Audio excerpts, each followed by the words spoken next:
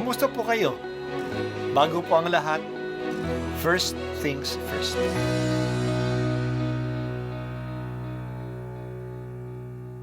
Good morning po.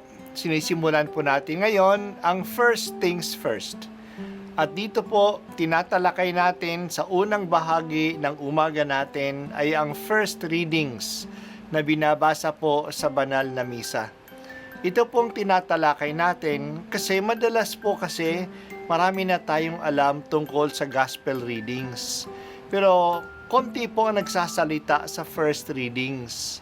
Pero ang first readings, bahagi din po yan ng Biblia, ng banal na kasulatan. Kaya susubaybayan po natin ang mga first readings, basahin po natin at kuminsan kailangan ng basahin ng 2 o 3 beses bago maintindihan kasi hindi po tayo familiar sa mga istorya at sa mga kaisipan na tinatalakay dito. Lahat ng Deuteronomio, sinabi ni Moises sa mga tao, "Nasa inyo ngayon ang kapasyahan, kayo ang pipili ng buhay at kasaganaan o ng kahirapan at kamatayan.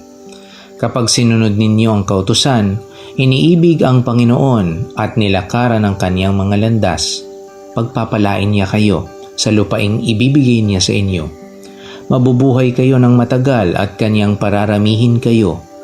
Ngunit kapag tumalikod kayo sa kanya at naglingkod sa ibang Diyos, ngayon pa'y sinasabi ko sa inyong malilipol kayo. Hindi kayo magtatagal sa lupaing tatahanan ninyo sa ibayo ng Hordan. Saksi ko ang langit at ang lupa na ngayoy inilahad ko sa inyo ang buhay o kamatayan at ang pagpapala o sumpa. Kaya piliin ninyo ang buhay para kayo at ang inyong lahi ay magtagal. Ibigin ninyo ang Panginoon, makinig sa kanyang tinig at manatiling tapat sa kanya. Sa gayon, mabubuhay kayo ng matagal sa lupaing ipinangako niya sa ninuno ninyong si Abraham, Isaac at Jacob." Ang salita ng Diyos. Salamat sa Diyos. Ngayong panahon ng Kwaresma, ang mga first readings natin ay hindi nanggagaling sa isang aklat lang sa Bible. Hindi tayo nagkakaroon ng semi-continuous reading ng isang aklat. Ang mga first reading natin ay pinipili na medyo may kaugnayan sa gospel reading. Kaya manggagaling ito sa iba't ibang Bible books. Ang aklat ng Deuteronomio ay ang ika-5 aklat ng Pentateuch o Torah, ang pinakamahalagang section sa Old Testament. Ang Pentateuch ay tinatawag din na aklat ni Moises kasi ang bida dito ay si Moises. Ang pagbasa natin ngayon ay isang speech ni Moises pagkatapos na isummarize niya uli sa mga tao ang dinaanan nila sa loob ng 40 taong paglalakbay nila, pag-alis nila sa Ehipto. Naglakbay sila sa disyerto ng 40 taon. Malapit na silang pumasok sa lupang ipinangako sa kanila. Pagkatapos na inulit-ulit ni Moises ang mga batas na ibinigay ng Diyos sa bundok ng Sinai, hinamon niya ang mga tao. Nasa kanila ngayon ang choice, ang pagpili. Nasa harap nila ang buhay na may kasaganaan o ang kapahamakan na may kamatayan. Nasa harap nila ang apoy at ang tubig. Pumili sila. Kung susunod sila sa batas ng Diyos, pinili nila ang buhay. Maging masagana ang buhay nila sa Kanaan, ang lupang ipinangako ng Diyos kanila. Kung susuway sila sa mga utos ng Diyos, susumpain sila sa lupa na papasukin nila at ito'y aagawin sa kanila. Nakiusap si Moises na piliin nila ang buhay. Makinig sila sa mga utos ng Diyos at sundin nila ito. Ito ang daan tungo sa buhay. Sa ating ebanghelyo, pinapipili din tayo ni Jesus. Ang mga tao na buhatin ang kanilang krus at sumunod sa Kanya. Dito sila makakatagpo ng buhay. Ang tatalikod sa Kaniyang buhay upang sumunod kay Jesus ang siyang makakatagpo ng tunay na buhay.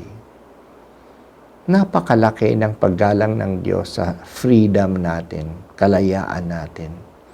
Kahit na siya ay may likha sa atin, na kung hindi niya tayo pansinin, basta na lang tayo mawawala. Kahit na ibigay niya ang kanyang anak na namatay para sa atin, iginagalang pa rin niya ang ating desisyon kung susunod tayo sa kanya o hindi. He is ready to be rejected by us. Hindi siya namimilit. Nakikiusap siya at minsan nagbibigay siya ng banta. Pero ang desisyon ay atin pa rin. Ibinigay na niya sa atin ang daan para sa buhay at kaligayahan. Pero tayo ang magdesisyon kung lalakad tayo sa daang ito o hindi. Ang panahon ng Kwaresma ay ang panahon ng pagsusuri ng ating sarili. Sumusunod na tayo sa landas ng Panginoon. Ito ba ang ating landas patungo sa Diyos? Ano ba ang landas ng Panginoon? Yan ay ang gabay ng kanyang mga utos na nakalagay sa banal na kasulatan. Nakasulat na doon ang gusto ng Diyos. Kailangan na lang nating basahin ito at sundin. Ang isang magandang gawain sa panahon ng Kwaresma ay ang pagbasa ng Biblia. Narito nakasulat ang mga paraan paano maging kalugod-lugod sa Diyos. Buksan po ninyo, Panginoon, ang aming isip upang maintindihan namin ang mga utos mo. Patatagin po ninyo ang aming kalooban upang kami maging tapat sa iyo. Palakasin po ninyo kami na piliin ang iyong landas at manatili dito.